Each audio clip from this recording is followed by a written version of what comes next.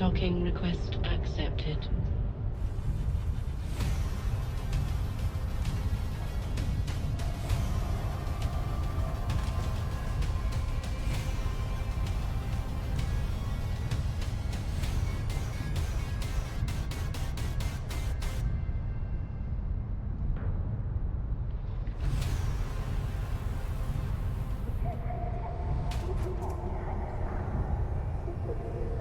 Good morning, New Eden. Today is August 9th, 2025, and this is the Federation Frontline Report. I'm your host, Frozen Fallout, and my co-host is the Black Rise Regional News. Very special guest. Thank you for coming on.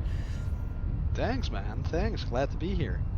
Yeah, no, this is super awesome. So I'm glad that you hit me up and wanted to do an interview. Super excited about this because you put out some of the best content that I've seen for a newspaper for EVE. It's super awesome. I really like what you do out there. Oh, stop it, you! You're just saying that. No, I mean, basically you're like my competition. And we need more of that. We were just talking before the show about how more Galmill need to get their own newspaper organization out there as well. You do a great job of getting your information out there and building a really cool looking newspaper kind of article. So before we get all into what you've been doing recently, let's talk about how did you even get into this crazy game called EVE Online? Well, I got the flu about a year and a half ago from work, and I was sitting at home going through my Epic Games list of backlog, as you do. And then I found EVE Online, and I remembered reading something like these big wars going on and corporate espionage, people heisting complete corp hangars, that kind of stuff. And I thought to myself, you know what, let's give that a try. And then I landed in one of the Caldari starter systems, did the career agents as a good boy, and then got into wormhole gas huffing for about 3 weeks. Then I joined Moonrock Mining Corp that cold called me. Never join a corp that approaches you first. But yeah, some people need to learn that the hard way. And after that, I was like, okay, yeah, well, mining moonrocks is not for me.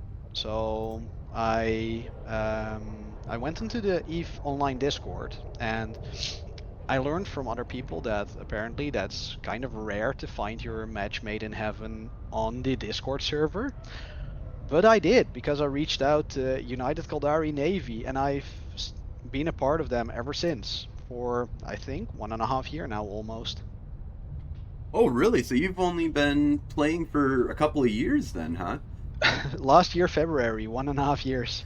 Why does it feel like you've been around a lot longer than that? I feel like Black Rise Regional News has been here for years. It's the at times almost weekly Reddit posts, I bet. So sometimes the news just keeps on rolling and rolling from the war zone, and I put out 3 issues a week, and then suddenly people are like, "Yeah, he's been here forever," and despite the fact that I did my mental calculations 2 weeks ago when I was on stream with Seema, and I found out that I've only been putting out these issues for a little bit over a year now. Awesome. So what was the main attractor that you had for EVE? What was the thing that really drew you in and kept you playing EVE? So that has to be faction warfare. As soon as I hit about 1 week in on that moon mining corp that I mentioned, I was ready to quit this game forever. And then I found UCN, and those guys took me under their wing. They trained me into PvP. And mining salt in E-War frigates, because I was so new to the game, I couldn't fly half our doctrine yet. So they had me stuck in, say, an overpropped Maulus or an overpropped Griffin Navy to still help out a little bit with the fleets, and I freaking love that. Because oh, go ahead. Yeah, because, okay, sure, I cannot fly in the mainline DPS because my skills are shit, because I did my first 2-3 weeks of skill training in mining related stuff to get that gas scoop up to level 2 and that kind of stuff. So yeah, I couldn't fly Doctrine, and then you still can make a difference with a well-pointed ECM from a Griffin. Oh my god, dude! So much of a difference. So many times I've seen damn it. There's a Griffin just off of us blocking like 3 of our guys. Like could shut down a good little chunk of our DPS. And there's nothing you can do about it if they're positioned properly.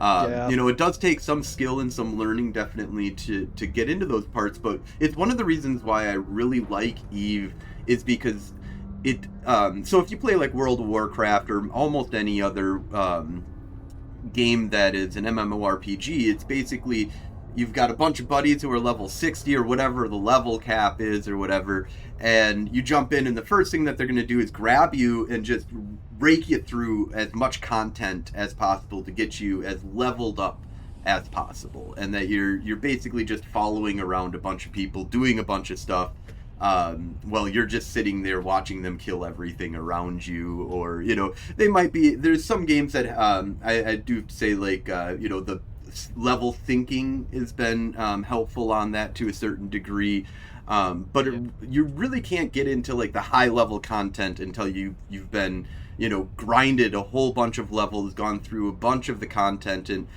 in Eve you can jump right in.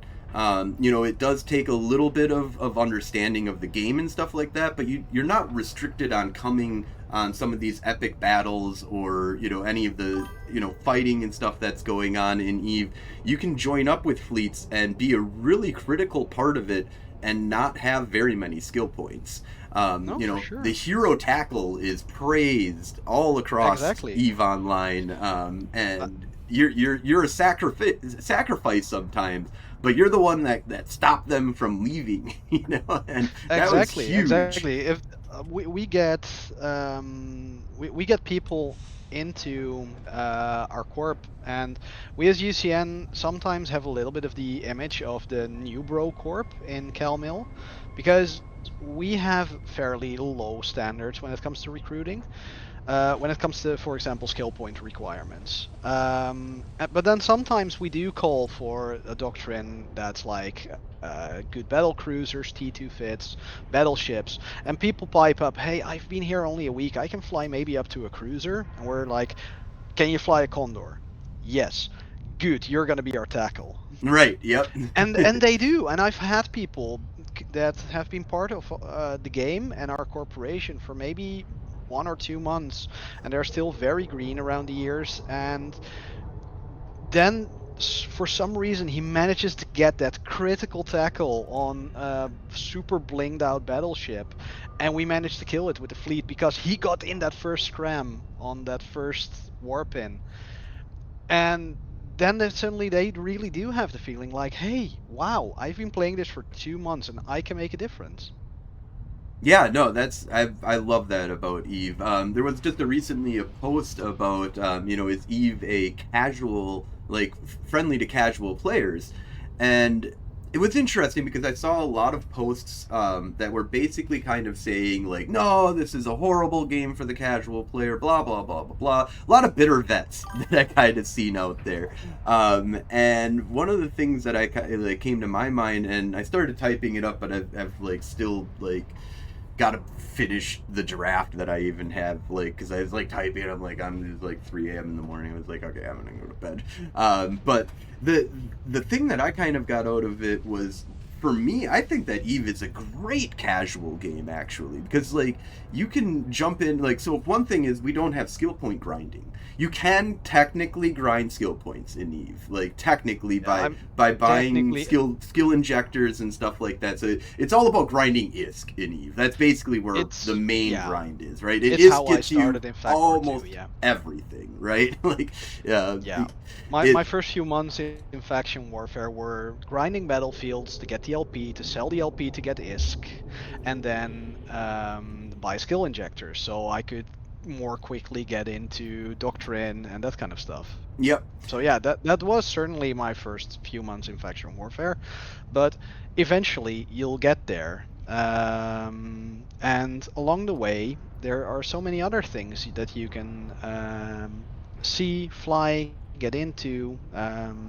Yeah, Yeah, no, I like the casual nature sometimes of Eve with the idea of you train no matter what. Like I feel like that is actually exactly. a big boost. When I was new, it was a huge boost to be a new player and know that okay, I can't play for the next week, but when I come back, I'm gonna have a bunch of skills I never had.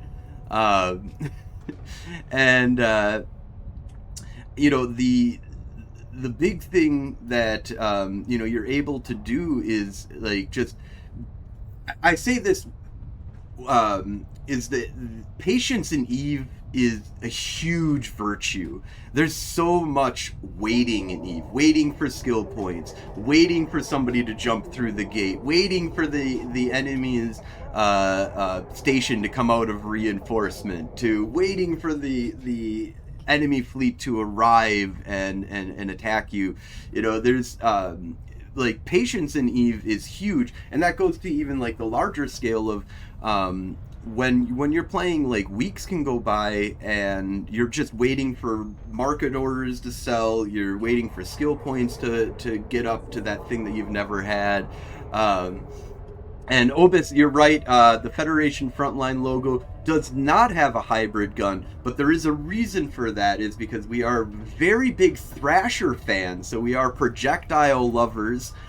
So on top of the Galente, we are Mimitar fanboys as well. So we put in that nice little projectile gun onto our logo to signify our alliance. That there isn't really any more alliance anymore with the No, but there used to Minotaur, be. but there used to be. And the Thrasher is awesome. Artie Death, man, We Cockbag Thrasher, such a beautiful ship. we have our bi-weekly graveyard fleets under one of our FCs, General Frisian. Shout out to him, he's amazing. And I have to say, it took me a while to finally be able to get on one of his fleets. And once I did, um, it was one of the most fun times I've ever had in a destroyer. Just seeing 20 of those ships and that alpha, holy crap.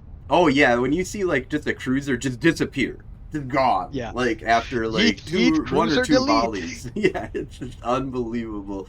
Uh, the the Artie Thrasher, such a beautiful ship. Um, but yeah, so let's kind of focus a little bit on how did you get into doing the Black Rise regional news? What was the catalyst for you on this? Oh boy. And also actually So, before we start that, tell us a little bit about the Black Rise regional news. What is the Black Rise regional news?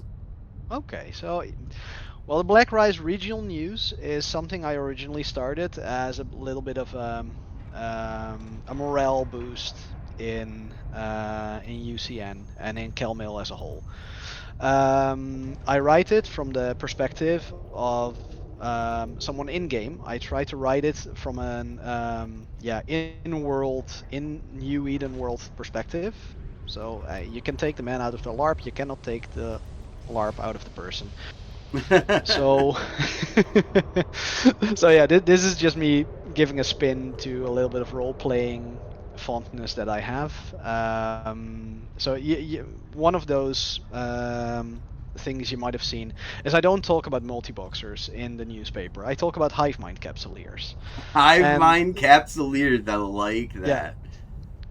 Kalor, I see you. Anyways, so yeah, I try to give a spin to anything that comes up that is out of game. I try to spin it in an in-game way, or how someone from New Eden as an NPC would see it. Um, so yeah, I started it mainly to just celebrate the little successes that we had, because I started this at the depth of Calmill last year. I am sure you remember last year's UCSC Operation Old Man Star. Hmm. I remember that. Yep. So, yeah. So, as I have been told, Old Man Star has been the proving grounds for Cal Mill for I think the last 2-3 years. There have been multiple pushes for the system, and before last year, those pushes always fell short, or at least the 1 or 2 years before that. And then last year, we had taken up residence in Renorel as UCSC, and then our leadership decided, okay, we need something new, we need something fresh. And that's when they decided we are going to make another push for Old Man Star. And I think Oinasaiken in Black Rice was Caldari at the moment, but we had to push through Abune, and Abune does not have a station, Oina does not have a station, Pinacasto does not have a station. The closest station you're going to get is either Halanen, Nisua, or Rakapas. And as everyone in Kelmil and Kelmil knows, we don't go to Rakapas. Yeah, So- Rockapus, you mean? As good old Joe Bain would call it. Yeah, I'm not one for taunting them. You probably don't know about Joe Bain, because I think Joe Bain definitely quit before you. I mean, Probably, he's, yeah. The he's name like doesn't ring a soft bell. quit. Yeah, he's an old streamer that used to cause havoc in the Warzone area for a while, and he used to fly around in a Stero, do some crazy stuff. Some Federation Navy comments that he was really good at, just like smashing people and having a lot of fun. Yeah. I met the him good anyways. old frigate PvP. And Good he old frigate hated. PvP. That's the reason why we have a fuck snuff button that you can that you can press, because all the love to snuff, because they're if it wasn't them, it'd just be somebody else. But sure. but you've got to have somebody to hate, and so Yeah, we hate we need snuff, to go. So Yeah, we at least they gave us a lightning rod to not go too much null blocks. right. I mean, sure, null blocks, but we have our fun police right at home. Man, look at the UCSC coming in on this Gal Mill stream, because we got one of the coolest Caldari on the show right now. Thank you guys for coming here. Yeah, no, this is what you can do with a ping. Yeah. Awesome. And apparently it's a slow evening because all of UCSC is here. Cal Mill good. Oh yeah. But yeah, so it sounds like you kind of started this off as like a role playing kind of activity that was kind of like a morale booster. Did you immediately start posting to Reddit, or was it more of like an internal kind of thing at the beginning? No, it started internally on a few CalMill servers, and then eventually people were like, "Oh, you should post this to Reddit," and then I posted it to Reddit, and then my viewership went through the roof, because then suddenly Galmill could find it, and yeah, they were very engaging, let's say it, in those first few weeks. Awesome. So yeah, no, it's all friendly banter. So yeah, no hard feelings. Oh yeah, no, that's so that's one of the things that I kind of, because I've been playing this game for 20 some odd years now. I am like beyond bitter vet. I am like happy vet. I started off, so my journey was, just to give you a really quick synapse of it, was like in 2003. I was playing Ultima Online with my buddies. We were playing, they were playing a couple of MMORPGs. We were always looking at the new alpha, beta testing MMORPGs that were out there, and EVE Online kind of came up.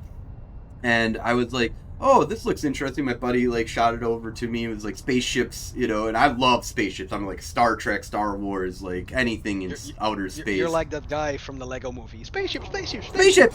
Yeah, no, absolutely. Like if you've ever read 8-Bit Theater, he's like, fighters. Like, I like swords, and I'm like, I like spaceships. I could just hang out with somebody who'd be like telling me the name of the city, and I would just keep on repeating that I like spaceships. Well, he just keeps on telling me that what the name of the city is, because I'm in a role playing game, and to kind of go along with that, you were talking about LARPing. I'm a huge World of Darkness, Dungeons and Dragons fan. I do a bunch of Cool. tabletop RPG. I've been part of LARPs. I've created what I call a TARP. Where at Gen Con we did for 3 years a 40-person tabletop RPG that we called a TARP because it's a tabletop Oh, LARP.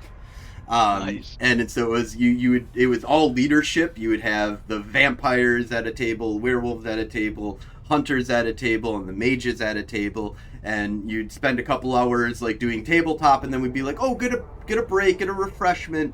And then, oh, by the way, the other tables are in this universe. You can go talk to. You might have like on your character sheet that you know somebody at some of the other tables, so you can go talk to them and find out what's happening with the werewolves and everything.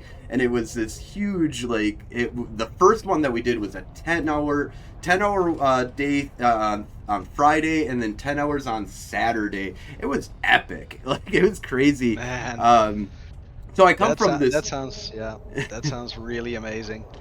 So we come from this like background of LARPing and tabletopping and stuff like that. But the first time that I looked at Eve, I literally just was like, I don't know what the fuck is going on here. It's a funny fact because my main character, Jamila Al-Azid, is named after a buddy of my LARP character that was in his last year as I fired up this game. So so Jamila Al-Azid is a very Muslim-sounding name, and every major Muslim holiday, I get at least one email going like Eid Mubarak, and I'm like, bro, I'm super white bread Dutch. I know the name would suggest something different, but this is an RPG character's buddy's name of mine and nothing to do with my faith or anything.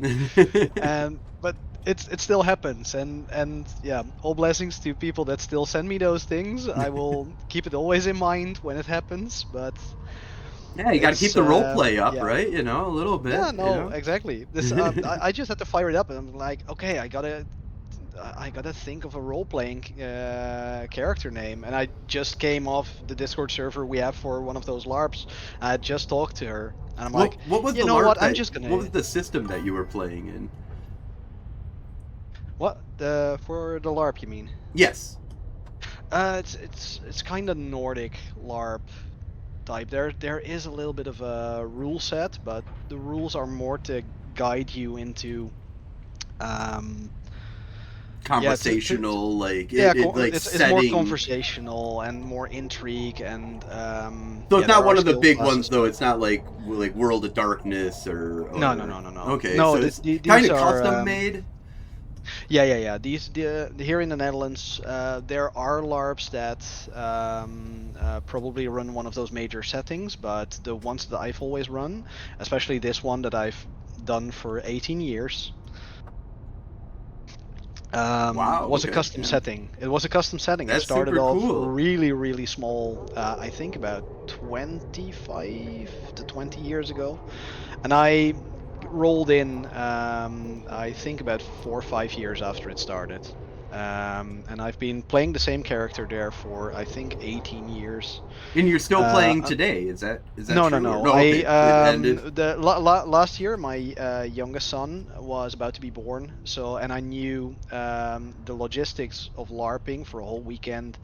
When I have one kid at home with my wife, that was already a little bit of a challenge. So then we had a second one coming, and I was like, okay, either I am gonna take another LARP break of a few years, but I had experienced that once before when my oldest one was born, and that was not something that I wanted to go through again, like set my LARP character on a break for 1.5 years and then come back and the whole world around me has changed. Yeah. Oh, yeah. So As what much I as like did- Eve is a Yeah. living universe, the LARPs are like even more of a living universe. Yeah, even more so, because you live those about what 2, 3, 4 weekends a year, and everything has to happen in that weekend.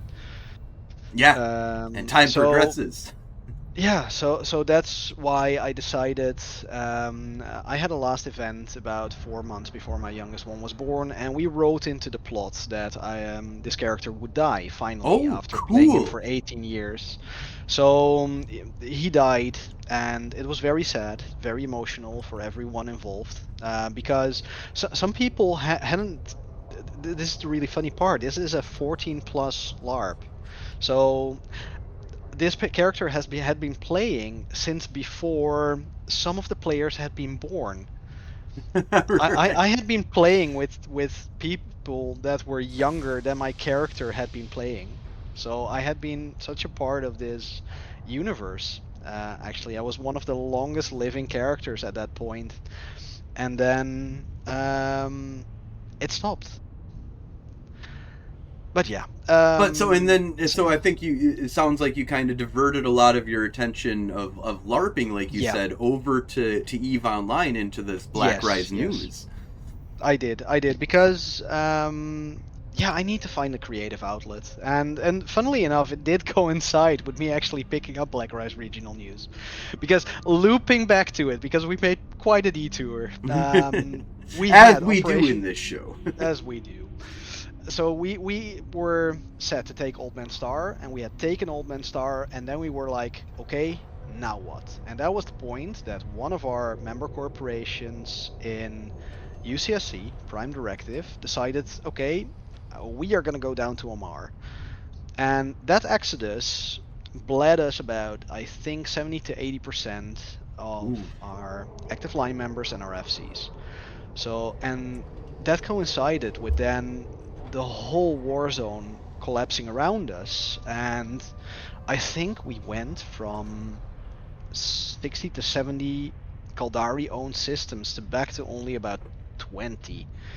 And we were completely dug in Aldranet, and assaulted on all sides by Of Essence, Horngry, Quave.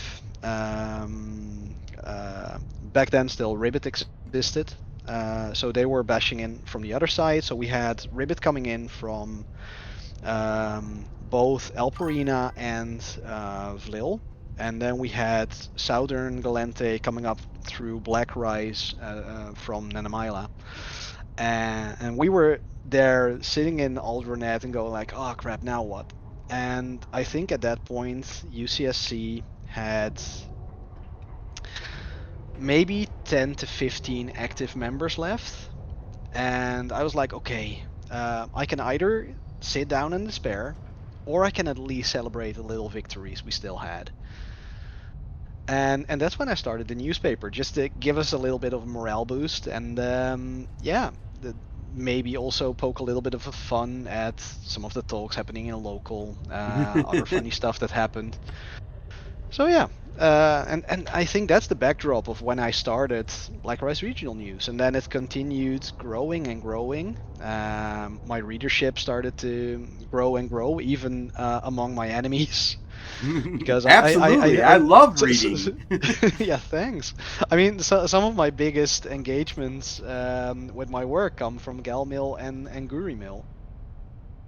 So I mean I'm in all these discords as well. I mean I'm on the Black Rabbits Discord. I'm in the Frack Discord. I'm in the Sogal Discord. You're in my Discord. I'm on your Discord even. Yeah, no, it's great to So see yeah, you out there, like, doing the reporter, level from the Caldari, because I've always been kind of pushing for this idea that I think all factions in faction warfare should have their own news organization. oh yeah, They for should, sure. and it's, we're all, sometimes, you cover different areas, or you're kind of a different media kind of source, but it's great to have, I think, you really need to have that media presence, like a news station for your faction. I think is really important, because when I started this 6 years ago, like, nobody was doing faction warfare news. Like, Yeah. we were one of the, And there's yeah, and as I said on the interview with Seema 2 weeks ago, there is such a lore behind faction warfare, behind the alliances in faction warfare, and it would be such a shame to not have covered that, and let that be lost to only the living memory of the people that were in that.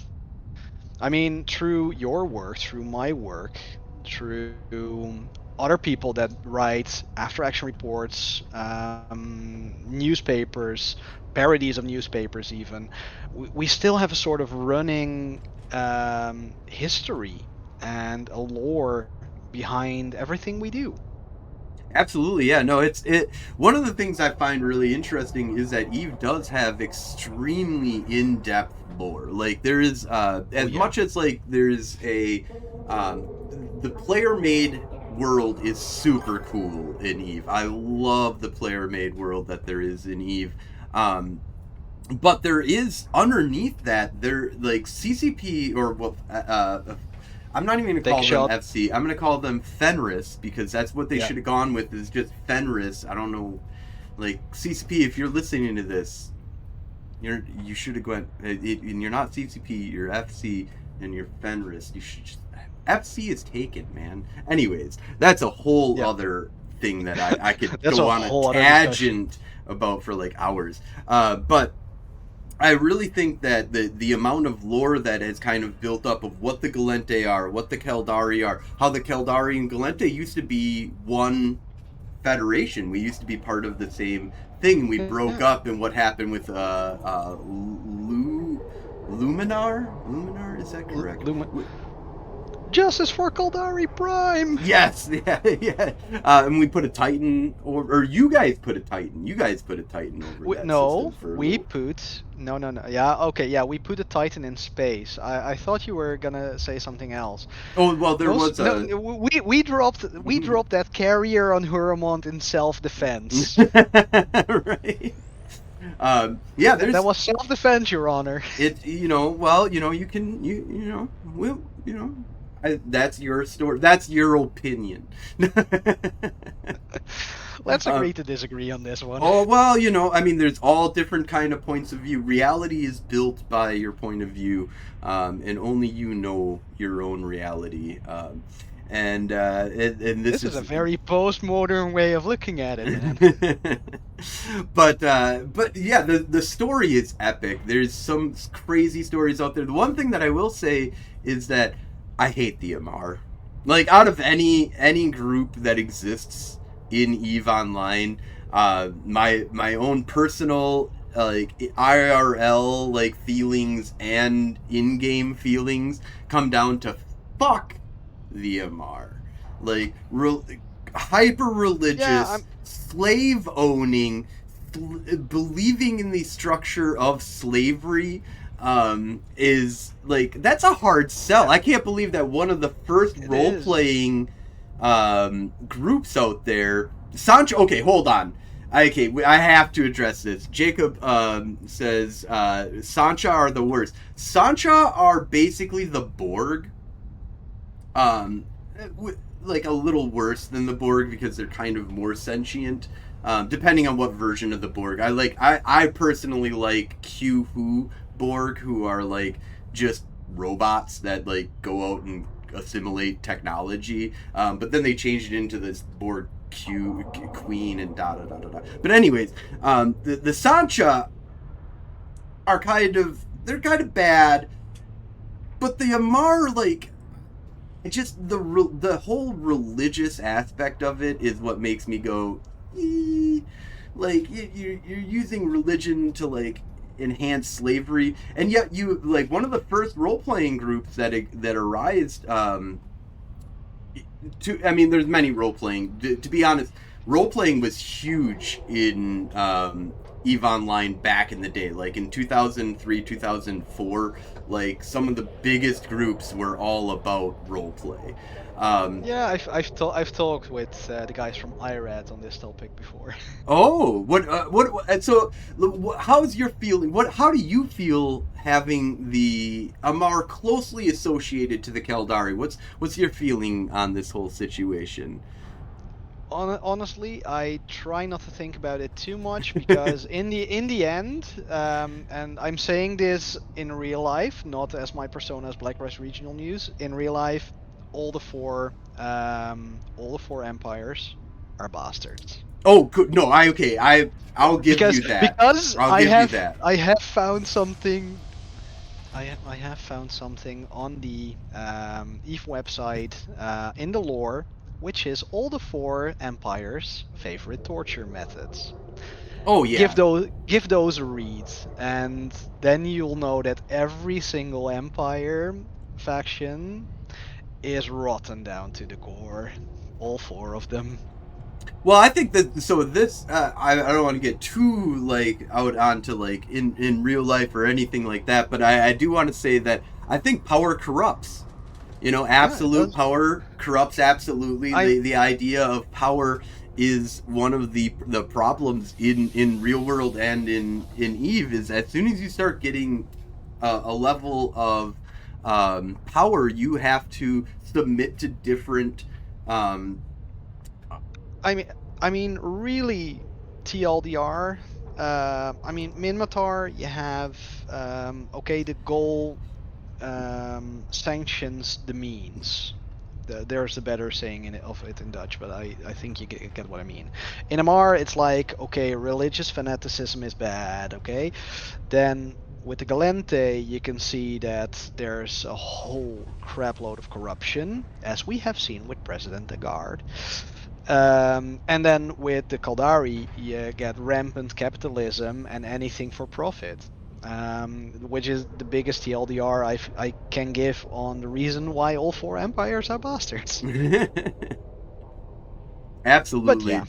No, I mean nobody's the good no, guy obvious, the in this state game. does not see us as a number. We are proud patriots.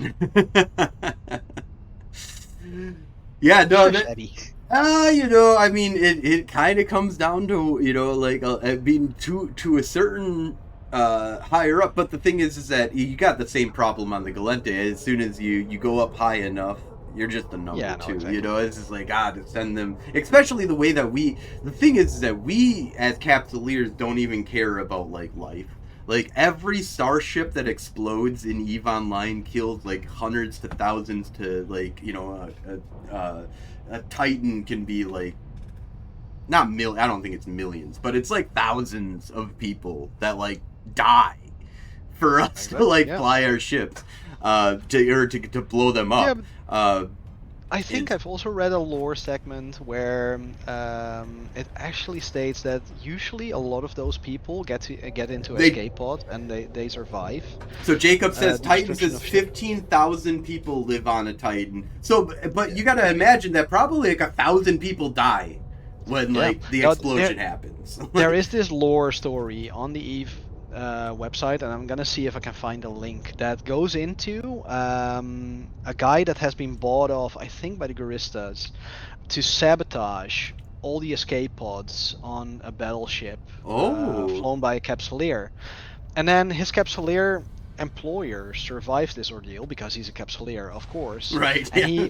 he finds this guy in a med bay on a station and goes through the whole moral ramifications of what have you done? Why did you destroy all the escape pods? Why did you make so many people die while they could have lived? That kind of stuff. And it was a very sobering read to think about the world of Evil Line in that perspective. Yeah, no, it's very rare to think of it on the human level. And when you get to the Yeah, human level, like the Capsuleer level is a little different because we're immortal gods. Like we are, basically, we yeah. are fucking epic super gods that like we can't die. You know, according to the lore of Eve, like you could take it into different kind of context of like, well, it's just transferring consciousness, or is it really or just transferring data? And you know, when you die, just like the teleporter. Everybody, if you've ever Exactly. watched Star Trek, people are like, well, if you teleport somewhere, then you're dead. And I kind of argue that the Q would have brought that up. Q would have been like, you guys kill billions of people a day by transporting them. Like you're not a good species. But in any case, so according to the lore, the idea is that you don't die. You're an immortal god. You transfer your consciousness to something else, and we don't think about the lay people, the regular humans that are out there. But there is a whole story underneath that that is huge. Um, Something very funny about being a Capsuleer that I realized yesterday again, because I've on one of my tunes I've been grinding Caldari standings again for some missions that I want to run, just to mix things up a bit. And I was running the career agent in Exordium I was about to say, just for a career laugh again. agents. By the way, just real quick, if you want to boost your standings, go do career agents. Career They're agents are great. fucking awesome for boosting your standings. Oh, they do, they do. But in one of those missions, you have to work together with the Concord NPC, and he calls you an egger because the capsule looks like an egg.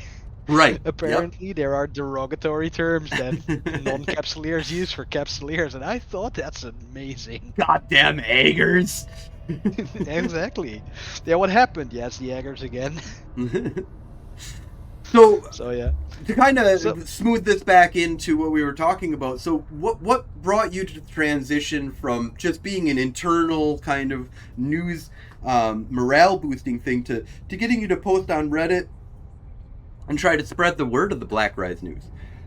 yeah, well, because in the end, the Caldari are not the only one making the Caldari Galente Warzone. We just as much need the frogs, and we just as much need the bunnies. So yeah, in the end, it's like three factions making the Warzone, and all the neutral factions in between living there. So yeah, I thought to myself, you know what? Let's get the word out to a bigger audience outside of just the Calmail Discords, and also open myself up to more input from these other groups as well. Because if you put the word out there, people will interact with you, and yeah, then you get a conversation going.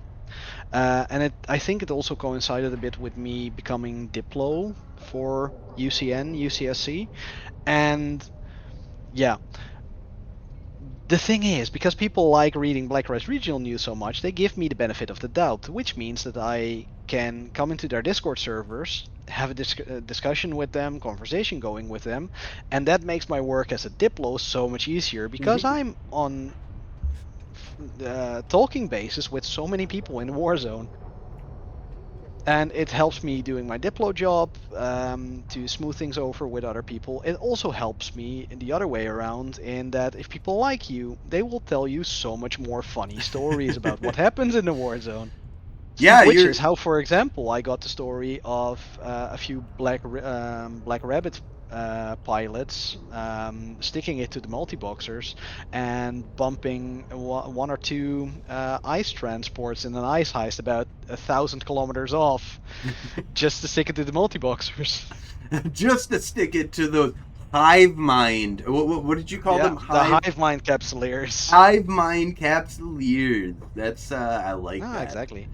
I mean, yeah, yeah, and then that got nerfed. I know. And then it got nerfed. Yep. Yep. Well, because it got nerfed because it wasn't about bumping them away. So I did a heist. I've done a couple of ice heist mines, and the one that I had, like really sticks out in my memory was the idea of bumping them closer together, so that or to whatever like the pickup point was or whatever. So it wasn't about bumping away from the pickup point. The problem was bumping them in close to the pickup point, so you could just like do the thing really quickly, kind of thing. And yeah, no, there's I love that though. That's awesome that you're able to pick up stories. How do you feel on the reception? Do you feel like you in general the Eve community has been very accepting of you? Have you felt like is there any pushback to being a Caldari, or just do you feel the hate at all that's out there? Well, some people in Eve have long memories, very long memories, and so I have noticed sometimes that now that I'm in a leadership role for UCN and UCSC, some people might have had bad experiences with our groups in somewhere in yeah, what is it? OBS? How long have we existed now? 4 or 5 years? Just looking at one of my corp mates in the chat. But yeah, sometimes I still get some hate from people that have bad experiences with the very earliest iterations of UCSC and UCN. And I'm like, dude, we're under completely new management. Our executor has switched like 5, 6, 7 times. None of the old leadership is still here. Why are you coming at me with this? I haven't even been playing for as long as you have this beef. Right. Same with our exec. Our executor Abby O'Rillan took over last year around Easter with Operation Old Man Star.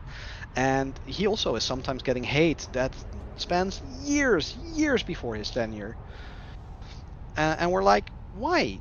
Just give us a fair shot. Don't hate. Don't hate us for things that people have done 5, 6, 7 years ago. Yeah, no, well, that's one thing that's kind of interesting is that Eve has, I mean, basically, we're all in one universe, right? So in this one story, it's one epic that we're all kind of creating here. So you kind of inherit the sins of your fathers, right? They're not even your fucking fathers; they're just your like Your forebears. your forebears. That's a great, yeah, absolutely. And Eve is all about that shit. But one of the things that I find really interesting is that with the Caldari Mimitar, or the Caldari Galente, Mimitar Mar, and now we've got the pirates that are kind of involved. At least from my side, is that I don't see the Caldari as like the enemy, like oh, we need to like hate on these guys. Like there's a difference between what the Northern Coalition or Goon Swarm felt about Bob back in the day. I don't know if you're familiar with the ancient fucking history of this fucking game. The only thing I know is praise Bob. Praise Bob. Well, okay. So is that praise Bob from Wormholes or is that praise Bob from 0.0? Oh boy, I have no idea. Just praise Bob, right? Praise Bob. If praise something Bob. bad happens, If you're talking about praise please Bob, then I'm pretty sure that that's the zero or the wormhole aspect of praise Bob. Bob provides those type of things. And to be honest, I'm not sure exactly how that became like a wormhole thing. To be honest, there's like a whole history that comes. Things have weird ways. Of incorporating become lore. But Bob if you say a thing often enough, it becomes lore eventually. Right. So Bob was way back in the day, like 2006, 2008. We're talking about one of the most powerful alliances in EVE Online, Band of Brothers. They were hell bent on like taking out the entire galaxy and like conquering all of conquerable space in EVE Online. There was real hatred like that came up there, like real problems of like, because I mean you're like kicking people out of their space, you're preventing them from like playing the game that they want to play, and building up an empire in 0.0. Faction warfare is a forever war. I've had multiple people that have come into militia chat and been like, we're gonna win this war, and it's like, so I've been playing this game since faction war, you know, like you know, since I started playing faction warfare is the very beginning of faction warfare for me. And nobody's ever fucking won this war. Why? Because this is a forever war. This is not about winning a fucking war. This is about fighting in war. Like, this is a fight. Back then, you were still fighting when Intaki was still part of the war zone. Yes, absolutely, yep. It still miffs me to no end that on Dotlan, that constellation is still part of the FAC War map, and it still shows up as Caldari owned. Not so much that you just do a little bit better every time, each time. Cleveland Brown. I like that. Oh, nice. But yeah, no, we've had people on the Caldari side come into militia chat too and going like, oh, we need to win this, we need to push them all the way back to one system, and then I'm like, I haven't even been in Vietnam, but I know the Vietnam stares from the people that have been in Vietnam. So Vietnam, oh man, you take me back with that terminology. That was I have seen the looks on the vets' faces, and I am not willing to go through that again. But I mean, in the end, like for me, I think that it's a compliment. At this point in time, we're all immortals, right? We're basically, so the way that I kind of look at it is that I found Valhalla. Like I found the new real life Valhalla. Like, we are immortals, we continuously fight with each other, and we just throw bodies at each other. And, you know... I mean, there is a saying that isn't there for nothing. Ships are ammo. Ships are ammo. Yeah, you know, you just throw them, you know, just shoot it, blow up something, be happy you got a kill, you know, let's move on, man, motherfuckers. Like, this isn't this is very different than 0.0. Like owning space, the billions of ISK they make a month, a day, or whatever is not happening in faction warfare. It doesn't matter if you own all of the war zone or you own a little bit of the war zone, especially with the major changes. So before you came in, there was a very big switching of who owns the war zone, because it was all about if you own more war zone, then you got a better discount, or you got more LP. There was a point in time where you got a better discount. That was ridiculous. When you get like a 90% fucking discount on everything that's in the LP store, and you get to do that for 15 minutes. You know, it was an insane rush of it was bad. It was really bad. What we have today is I love Frontlines. So you've existed in a period that is actually one of the most stable and coolest aspects of faction warfare. I think what we have for faction warfare today is fucking awesome. Like this is the way to do faction warfare. So is that before or after the Cradle of War expansion? Right. So Cradle of War. So yeah, your thoughts, because hey, we're both faction warfare outlets. Let's talk Cradle of War. So Cradle of War is, if I'm remembering correctly, because I'm a little drunk right now because I've been getting trashed in this entire interview, because that's what I do when I interview people, is the introduction of Frontlines, right? Or is that the Pirate? No, Pirate one was different, wasn't it? What? No, the Cradle of War is the expansion that happened, 2 months ago?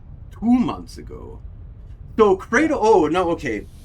Wow. Totally fucking, this is me fucking no, that's up okay. really bad. That's okay. But no, that's Cradle okay. of War that came out recently, one of the big things is, so one thing I want to talk about, if you're going to talk about Cradle of War, is the new and then removed battlefields. How did you feel about the new battlefields? Where there was a freighter that came in, you killed it, you got some shit out of it. In theory, I thought it was a very amazing idea. And in reality, real life happened, and I never had a chance of actually running a battlefield with a freighter in it. Okay, so I had a few times that I've been able to do this, and what I can say is that there are a few things that I'd like to touch base on this new battlefield stuff. Is that the battlefields, I think, were better when you had a freighter coming in. There's a couple reasons why, and this comes from a Golente point of view. One is that you had 3 different checkpoints of making ISK. You could bring in 3 different fleets, and you could control 3 different aspects of the battlefield in order to make a little bit of money while you're doing it. And if the enemy came in and stopped you, because I mean, to be honest, you Caldari fucking outnumber us. Like, you look at the Z-kill board, you look at your militia chat, you look at our militia chat, you fuckers outnumber us almost 24/7. It's and now whether or not our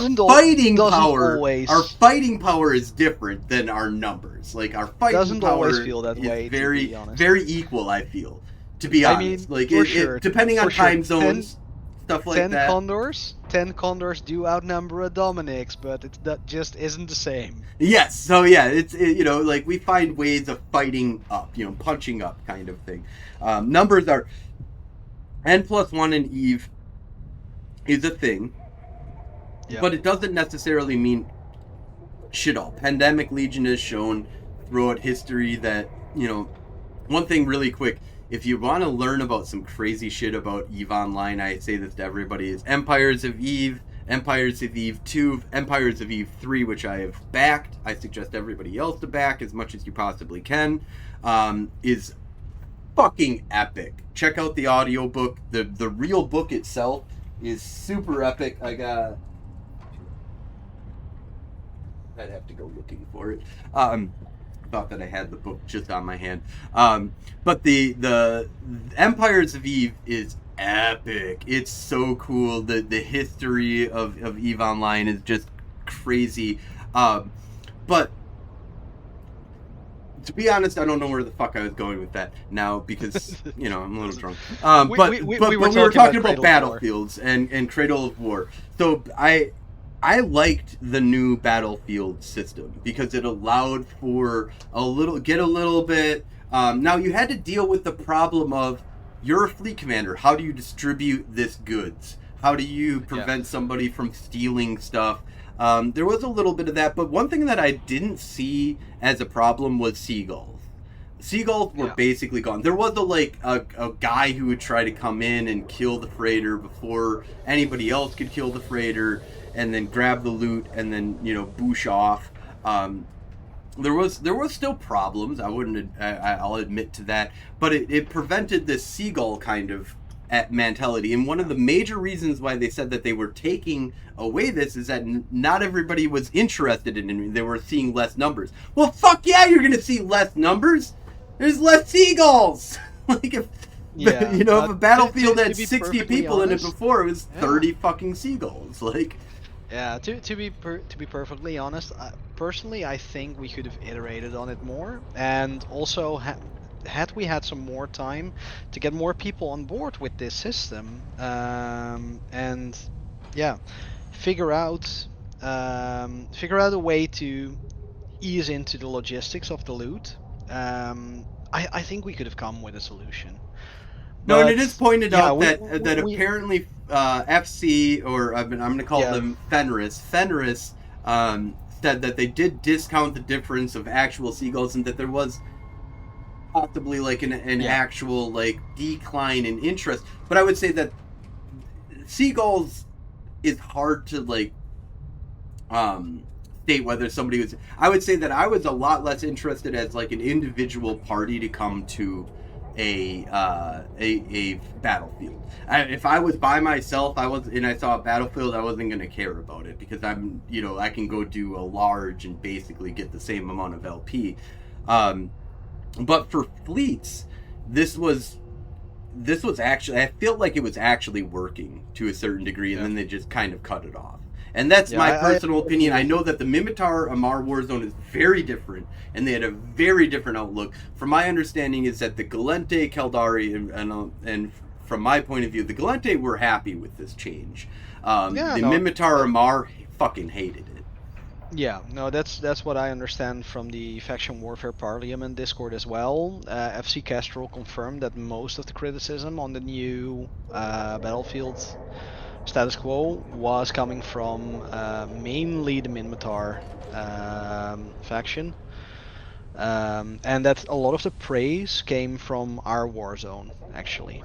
Right, that's same kind of reporting information that I have is that Amarr and Minmatar loved or hated it, and we not necessarily loved it, but we were like, this is different. This is helping some of our seagull problem because and to be honest, we have less of an AWACS problem and a seagull problem in our war zone. Yeah. Our war zone, especially from a Gallente point of view, like I barely see you AWACSing. It's very rare. We have one person that we're like, fuck that guy, he's been AWACSer.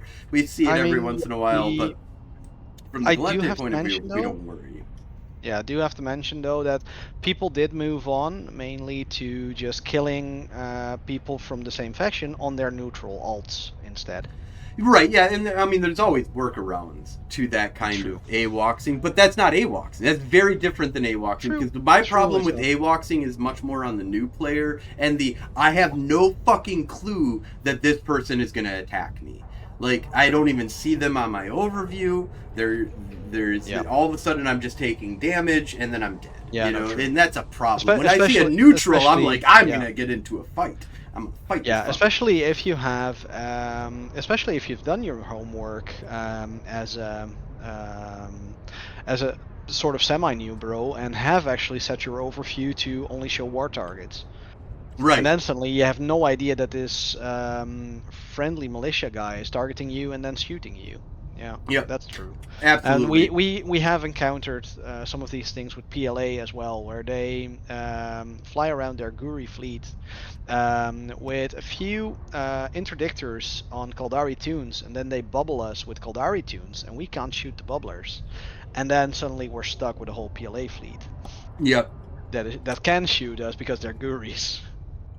Oh yeah, I mean don't know how don't know how prevalent that is because, yeah, I have been on a sort of hiatus in the Warzone for the last 2 weeks. OBS, can you fill me in? How prevalent is the friendly bubblers? So OBS did bring up another thing. He didn't know, or they didn't know. Do you know why they hated it? I'm guessing that he's talking specifically about the Mimitar Amar Warzone. Yeah, So the I think. Mimitar Amar Warzone. I'll give my take real quick, and then I'll let you give your take. And my quick take on this is basically that it's more logistics. You have to deal with giving out loot. You have to deal with, actually dealing with the concept of multiple fleets, or trying to coordinate what's going on in the battle. It's so much more than just go to the battlefield and win it. And in the Amar Mimitar Warzone, I feel is much more active when it comes to these kind of battles than it comes to the Mimitar or the Galente Caldari Warzone. We have less people involved in these activities. It's easier for us to coordinate these kind of like handouts to people, and deciding what happens with the fleet, or with the loot that happens. And it was just a pain in the ass for the Mimitar, and I can see why, from their point of view, but not because I don't play Mimitar Amar. I don't know exactly why, but from my understanding, it was just more of a pain in the ass to run a battlefield, so it's less likely to run a battlefield. I think I have seen most of their feedback on the Faction Warfare Parliament Discord, where we do talk a lot of these changes with our CSM, Young Puke, and with FC devs. But yeah, it's been a while ago, and honestly, I can't remember that far back. No problem. So let's kind of other than battlefields. What are your thoughts on the new Plexus? The moderates, I love them. Plexus. I think that the moderates have really brought in battle cruisers to the battlefield. I think that it's enough of a VP victory to flipping the system that it matters to do these. Getting battle cruisers into these moderates are really good. You get basically a whole nother point of battle cruiser skill. You get level 6, which you can't achieve in this game unless you're going into these battlefields for a cruiser, battle cruiser.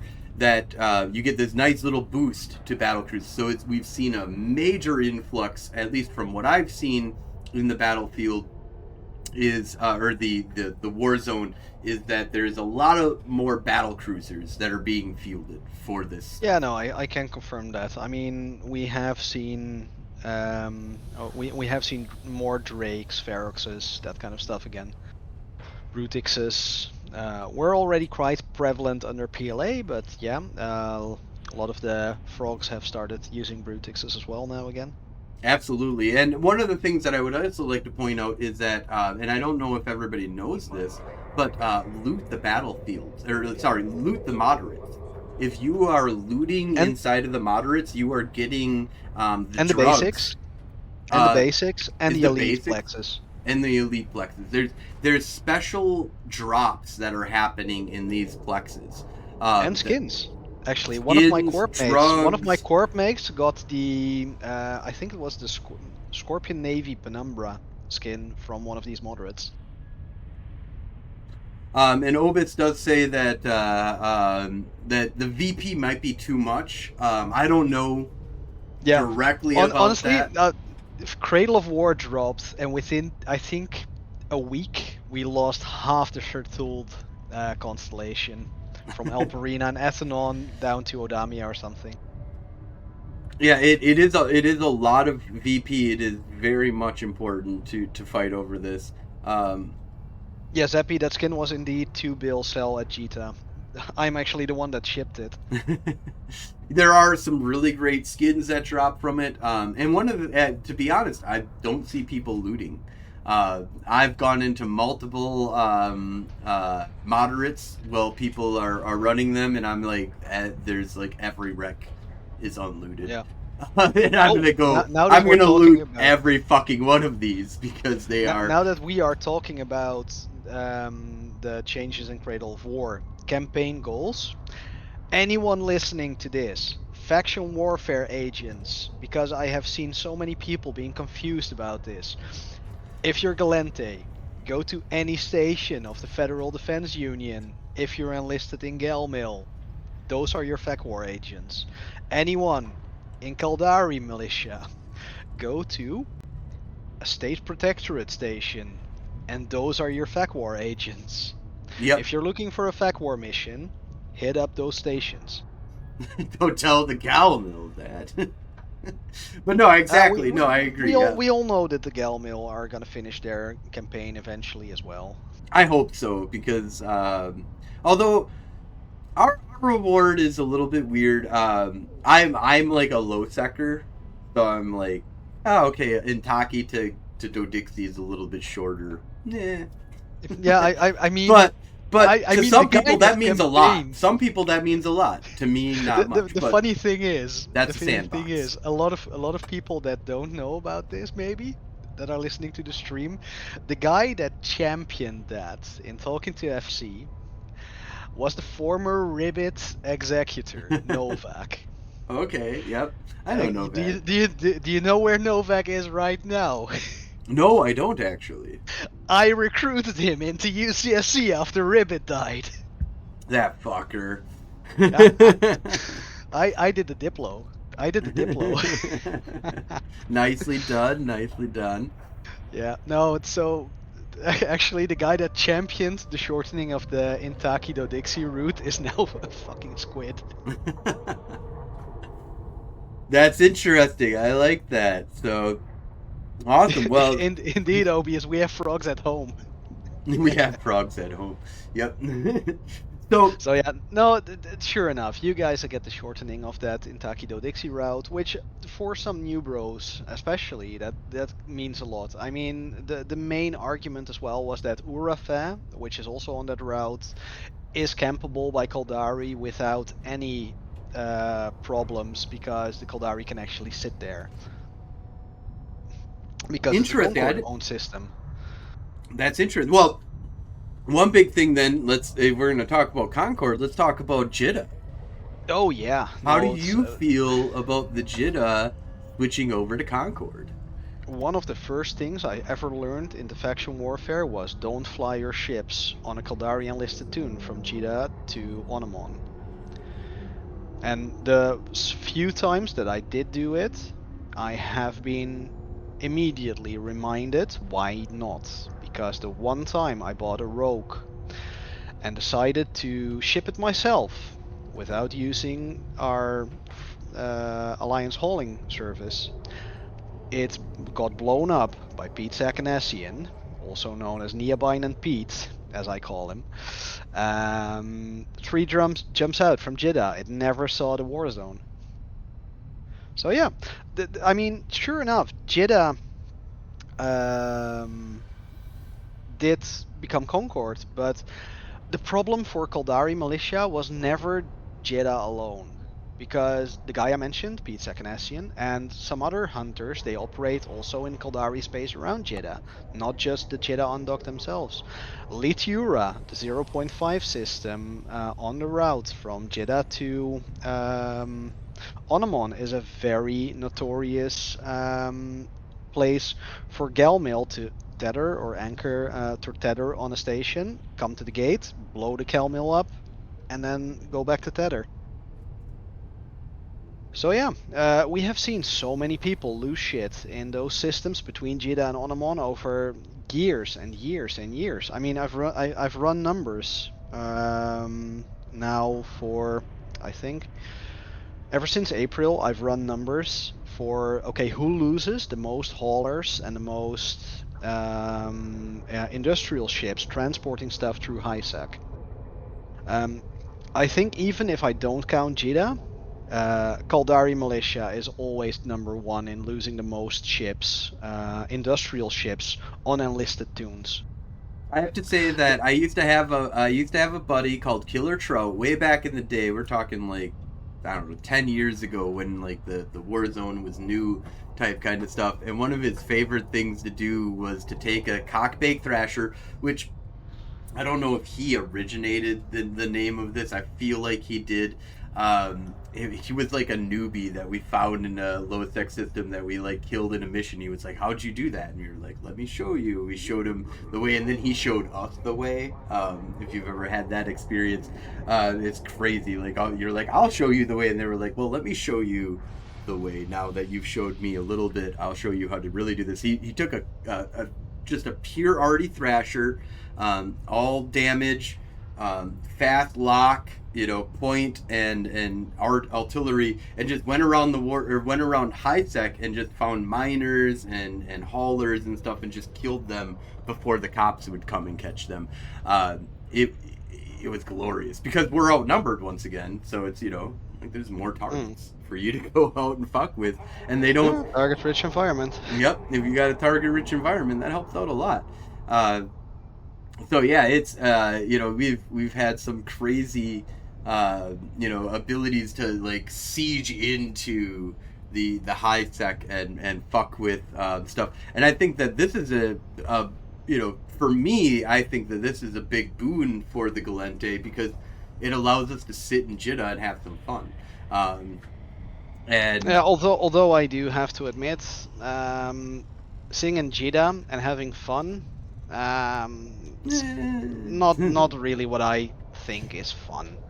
I mean, camping people on their first on-dock from the trading hub, in all ways, I'm like, shoot them down in the war zone, get your content there.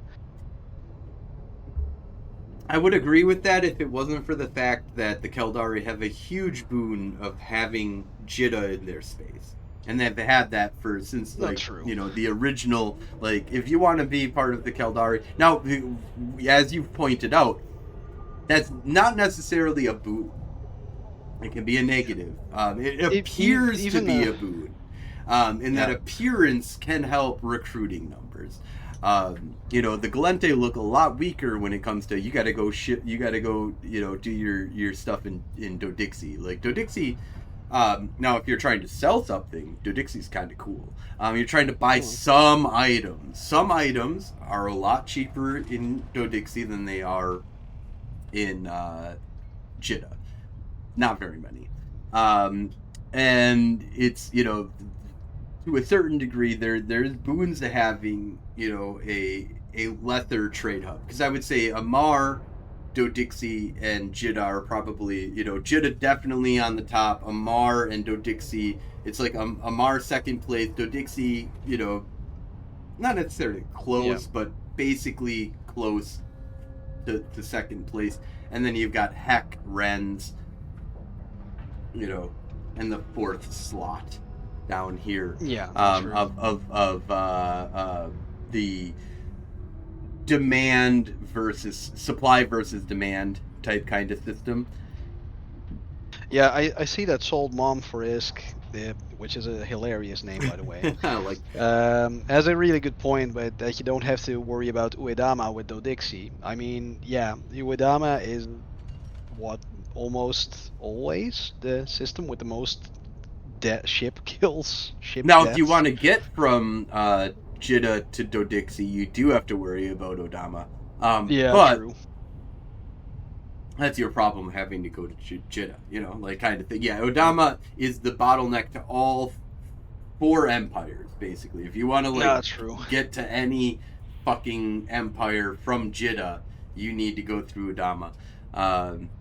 Odama is Space Detroit. Now, Space Detroit used to be Tama.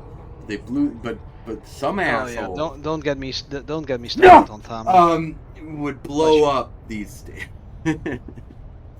But yeah, so I mean Tama is still a shithole. Tama is still a shithole, but it's kind of less of a shit. Actually, it's kind of less of a cool place and more of a shithole now. That's unfortunate. I mean, we get so many. I think having Jeddah is not a boon to Caldari FAC War, because we get so many people that think, oh yeah, I'm in Caldari FAC War, and we have Jeddah close by as the biggest trading hub. What am I gonna do? I need to get to the war zone. What's the quickest way to get in the war zone? 3 jumps to Nurvo-Kaiken. And then they go through the Nurvo-Kaiken gate. They end Ouch. up in Tama. And who's waiting on the other side? Snuffed or Nerfgate Security Commission or Those are the anyone else same, camping by the them. way. That there's no that's not. That's the same. Don't let them fool you. They'll even try and argue with you in local about how they're not I know. snuff, and I'm like, you fuckers are snuff. I've had one of the guys from Nerfgate Security Commission on one of my on actually my only video format news segment. Oh, really? Elficus actually was kind enough to give a voice statement about a gate camp that I covered of a non-snuffed line entity that was circling around the Nurvo-Kaiken gate, and then suddenly they got snuffed. Because hey, what are you doing gate camping in our backyard? Right. This is our neighborhood. So yeah, so I got one of the Nerfgate Security Commission guys to get on Black Rice Regional News, and it was actually a very fun talk. It's just one of those times again that I do keep telling to people like, hey, they seem like very cool people out of game. It's just their in-game way of playing that I don't really agree with. But hey, the last time I had a real interaction with Snuffed on Grid, our Ferex fleet deleted their Widow and their Tengu Sino, so I can't complain. I do have to say that one time, one of the things that I had with an encounter of snuff I was super excited about was that we had like, I think it was like 2 or 3 stabbers that we were just fucking around with, and they tried dropping they lit a Sino from a monitor, and I remember blowing up the monitor and getting the fuck out before like the big fleet dropped on us, and we were just like, WTF, what the fuck just happened? We just killed like 300 million ISK worth of your shit, and like you dropped on like basically like 100 million ISK, like, and it didn't even work like at all, and we were just like, this is the greatest day of our lives. Fuck snuff. Oh yeah. But so I wanted to give so we're way over time because this is like, I feel like 5 minutes have gone by. I've been hanging out and just talking with you, and we've already blown through way over an hour and like 20 minutes that we're already in here. So I want to make sure we can always do a second one. We can. Oh yeah. You're welcome to come back for sure. But I wanted to make sure you said you at the beginning before we started that you had some questions for me. Did you have anything that you wanted to flip the tables on me for before we wrap things on up here? Well, I've been flipping the table on you for the last half hour, A little picking your brain bit about the Cradle of War expansion. Absolutely. So yeah, now since you are the beacon of Federation reporting, what's your favorite Galmill ship? My favorite Galmill ship. Your favorite Galente ship? I would have to say that the Comet is my baby. I love the Comet. She's versatile. So, and I'll give away my strategy. There's 2 different strategies that I have with the, and they're very simple. With the Comet, I either go for a scram kite or a rail long range kite, like medium range kite. So the scram kite rails is beautiful. Now you got to be really careful. Now one of the things that is a great counter to a scram kite rail Comet is a dual web hookbill. The thing about a dual web hookbill is that what you can do is you can start the engagement at 15 kilometers. Pick. Fuck with them a whole bunch until you understand what their fit is. Are they dual web? Are they something else? Kind of thing. You're kind of monitoring their hit points, and then you go in for the kill type kind of thing, where it's you allow them to get into 13 kilometers. They grab the dual web on you. You're slightly faster than them. Even with a web, you're slightly slower than, but only slightly slower than. They got dual web. You got a regular web. You're technically, without any webs, you're a little bit faster. They're quite a bit faster than a hook bill. You can kind of grab them. They slowly are closing that range, but it doesn't matter because it's slow. You're still pounding them, and if you pounded them from a distance, and they're usually rocket fit, so they're going to have to switch up 10-second delay in order to switch up to a close range rocket. You got a 5-second delay or 0 because you just do antimatter the whole fucking time from 15 to 0 kilometers. Now, if dual web gets underneath your guns, you're fucked. Dual web gets underneath your guns, you're fucked. Start out at 15, 20 kilometers. Let them play in that area until you get into, you've been dealing some damage and stuff like that. And then you get into 10 kilometers, and then 9, and then 7. You're fucking at your perfect fucking ratio right there. Bam, bam, bam, bam, bam. Drones are doing your things. You can win that fight. You can. That's always one of my. Now, can they run away? Can they at 20 kilometers? Yeah. Will they be like, "Fuck this," and I'm out? Yeah, but a lot of them are like, "No, I'm gonna get you. I'm gonna get you. I'm gonna get that dual web on you." Honor point is a thing. Honor point is a thing, and that's a big part of the whole. Like, you want to win that because it's the beginning of the engagement. You're not letting them get away at the end of the engagement because you get in scram range. You don't. Now, I have seen people do dual web comets with no point blasters.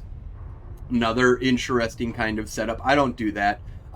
What I have done though is throw on like a missile disruption, long range point, sit out at 15 kilometers. Oh, they fucking hate that. I'm also a very big. You come to me. I will sit inside of a Plex and you come to me and then we play my game. So the Comet is really great, very versatile, allows for a lot of different variants on all of that. And the hookbill is also very similar in those kind of capacities, but I've found that if I'm the one setting up the trap, I'm setting up the fucking trap, I'm gonna win. I've done some really good fights. Where can I find a solo fight with the Federation Frontline Report? Normally Hades, Aboon, all the way up to the pipe of Tama, Sujarento kind of area is where I exist with my solo. Now, one thing is that I've been an asshole in this game. I'm not gonna deny this. There's multiple times that I've been like, okay, we're gonna go into a small. I'm gonna sit inside of a small or a medium. We're gonna get an asshole who's gonna come in with a bigger ship than me and try and murder me, and I'm just gonna have you all decloak outside of the Plex, and then you come in and murder the fucker. There is no such thing as an honorable fight in Eve. There's possibilities of running into it, but Eve is an uneven playground, and it's meant to be that way, and I like Eve that way. Sometimes you get fucked over. Sometimes you think it's a 1v1 and you don't. Now, very rarely have I had like an equal fight come in and I'm like calling my buddies. But a lot of the times it's like, okay, you brought a stabber against a comet, and now you're crying that I killed your stabber with like my 5. Well, usually it's like 2 or 3 buddies that I have cloaked on the outside. Even just. Sometimes it's just not fair, and that's just not true. It is. Sure enough, if people try to fight your frigate with a cruiser, then they don't get the cry that you brought 2 other frigates. Right, and as Obis here kind of points out, is that a hookbill versus comet vary 1v1. That's a fair fight, and it's hard to get unfair in that unless you've got like cloak ships waiting for you. And a lot of times I'm streaming, so you can kind of find out whether I'm being an asshole or not. So doing frigate PvP, I have a whole other way to equalize the battlefield, and that's just me and my 5 ECM drones. ECM drones are good, yeah. I love those sometimes. I love flying the Griffin Navy, or as GM Ren calls them, the Gravy. The Gravy. No, I just... And sometimes, sometimes I do call for my guys to not decloak. It's like, this is a fair fight. This is a comet versus a hookbill. A hookbill came into me. I'm going to play this out. But almost 99% of the 90% of the time, whenever I have like a bunch of people cloaked outside, it's always somebody bigger coming in, and they're like, "I'm so mad at you for ganging up on me," and I'm like, "Dude, you were just gonna murder me. You were just gonna straight up murder me." But that didn't happen because my buddies came in and fucked you. Like I think one of the most hilarious things about flying a Griffin Navy is that if your drones do pop off, you can punch up so bad. I have killed several Elgosses with just a Griffin Navy. Granted, they were not the most veteran of players, but just killing an Elgos with only those drones coming at you, unbonused or whatever, because they didn't get the fitting right, and then just showing that kill mail to other people, and they go like, How did you kill an Elgos with a Griffin Navy? Right. Anyways. Awesome. Well, well, let's kind of wrap things up here a little bit. One of the main things that I kind of do at the end here is make sure that I give enough time for you to, if there's anything that we missed that you're super interested in talking about, let's talk about it. But I also want to make sure that you have time for any shout outs that you want to give, any kind of statements that you want to make. This is your spotlight for whatever you want to talk about. We're here. Let's spend a little bit of time talking about any kind of shout outs or anything that we've talked, or anything that we haven't talked about so far. Well, I think we've covered a lot of things that I wanted to talk about, and yeah, if I hear where you're mainly holding up, I think I need to poke Obius again. If we're gonna do an Operation Old Man Star sometime soon. I mean, you guys are pushing pretty close. Let's take a look here, because on the battlefield, you guys are surrounding Aldernett right now, and you guys are all the way on to Hey Less. There's a battlefield as we speak right now in Hey Less. I have to take a rain check on that one. It's getting close. It's getting close to bedtime here, and I have to work early tomorrow. But yeah, there is fighting that's happening around Hey Less right now. If you can take Hey Less, I mean, Old Man Star's right there. She's ready for the taking. So I'd say, you know, this is the time. But I know that a lot of fighting right now is centered around Aldernett right now. That is like the main area of war right now. The South is got a little bit here. Unbelievably, we've got Sujarento back underneath our hands here. I didn't even realize you guys that got happened. you guys got some farming support there from Black Ribbit. Yep. But anything that we missed, anything that you want to talk about before we wrap things on up? No, I think the main shout outs to UCSC and UCN for tolerating all my probing questions after things happened that I wasn't there for. Shout out to Frog Assault Command up north for giving us good fights, and shout out to all my buddies in Calmill, Galmill, and Gurimill, and all the neutral parties in the war zone for humoring all the reporting that's going on.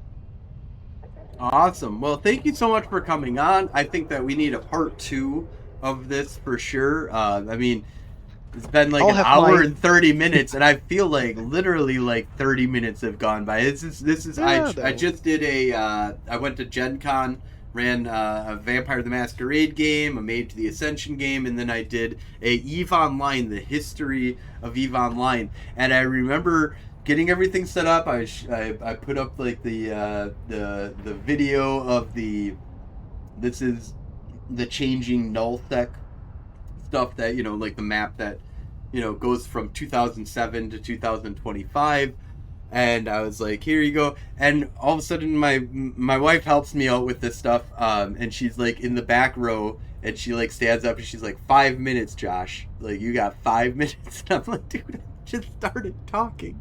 I just said something. I said like 3 words, and we're an hour, you know, you get 50 minutes. So I had 45 minutes that I had been talking. It felt like 5 minutes went by. Same feeling that I'm kind of getting here is that we've been talking for a decent amount for a podcast, and like We're pushing we're up to just starting. 1 hour 40. Right. So thank you so much for coming on. This has been really awesome. Thank you so much for having me. We're gonna continue doing some streaming. We still have like the regular show. Like this is because you're in a different time zone than us. This is a really rough time zone for you to come all the way to what we call 8 p.m. 8 p.m. is our central time zone, but like it's 1 a.m. Eve time, which is similar kind of to your time zone, right? Are you like you're a little bit of you're like it's like I'm that would have like been like 2 2 a.m. hours. in the morning, 3 a.m. No, in the morning. Yeah, I'm like 2 hours ahead of Eve time. So, Right. Whenever it's like we started at 7 o'clock p.m. Eve time, which is 9 o'clock p.m. for me. So right now I'm pushing up to like 10:30, and my alarm clock goes off at 6 in the morning. Yep. So we gotta let you get to bed here. I'm just starting though, so it is 3:38 p.m. for me right now. So I'm gonna push on here. If any of you guys want to watch me, I'm gonna come back over to the Cal Mill Warzone. We're gonna jump into a fleet or solo or something. I'm gonna find something to do. Getting the fuck out of 0.0 because there's nothing to do there right now. At least nothing that I can stream. So I'm gonna jump over and we're gonna have some fun here. Thank you so much for coming on, and I need to get you back because I don't think we've even got halfway through the amount of stuff that I really want to talk about with you. But I think we got a really great interview here. Thank you so much for coming on. Thank you very much for having me, and I'd love to talk Warzone and faction warfare another time. I'll have my people talk to your people. Absolutely, that's how it's done, right? Because we're like on that level, right? We're like, did you know that we are? Oh wait, were you nominated too? I feel like you were nominated for something, weren't you? You were nominated for something at the Eve Creation Awards. We were both nominated, weren't we? We were both nominated, yeah. Yeah. We are nominated. Fucking. Yeah. We didn't win, but we were nominated. We didn't. We no. Nominated. I lost to Eve University, but then again, that's quite a name to lose to. So I'm not salty about that one. No, me neither. Yeah, it was. Who the fuck did I lose to?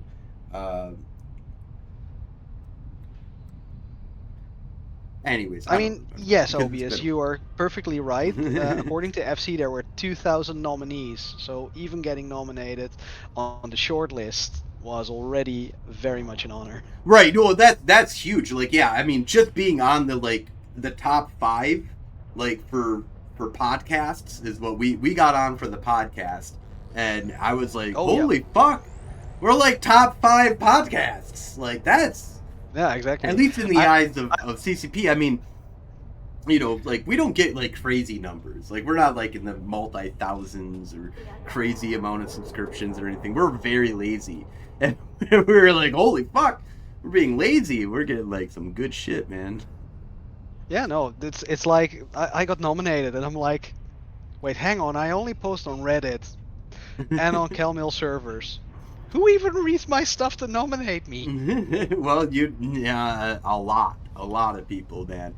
I mean, Reddit's the huge one. We're terrified of Reddit. Reddit. Every time we post on Reddit, there's like fuck you. And then you there's like one fuck you, and then immediately I'm like, nah. And then you're and then you read another shit post, and you're halfway through, and you go, wait a second, and you scroll back up, Seema. Yeah.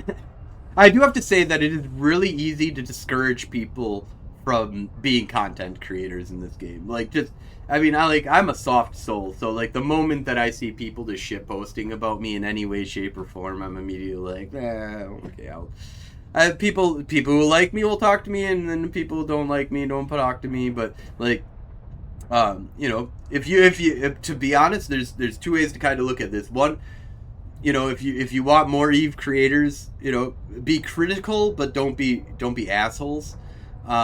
If you really want to look at it, and the other way of like, if you really want to shut down a streamer, just be an asshole to him. And unfortunately, that is a really quick way of just making somebody being like, fuck this, I don't want to do this. And to be honest, Eve is actually really good. As much as people bitch about Eve, being a toxic environment. And yeah, sure, there's corp thefts and assholery, spying and bullshittery that happens. I find But then we Eve also, streaming community yeah. be super supportive, very I mean, friendly sure, group people. there's all these nasty things, but for all those things, you also have people like Micah Azariah and his magic school bus. Right. Absolutely. Absolutely. So thank you so much for coming on. Thank you all the Caldari that have been hanging out in this stream, having fun here. Thank you all for coming on, and I love all of you guys. I want to see you on the war zone. I want to fight you. I want to blow you up. I want you to blow me up, and I want to have a lot of fun here. So, and the Galente and just regular viewers that are on here today. So we're gonna take a short break here, and we'll be back. But thank you so much. This is the end of the interview with Black Rise Regional News. They're super awesome. Go check them out. We'll have links for you in the description of our podcast and our YouTube video that we'll be posting out here. Thank you all so much, and have a great night. Fly safe or dangerously, whatever is your MO. Absolutely.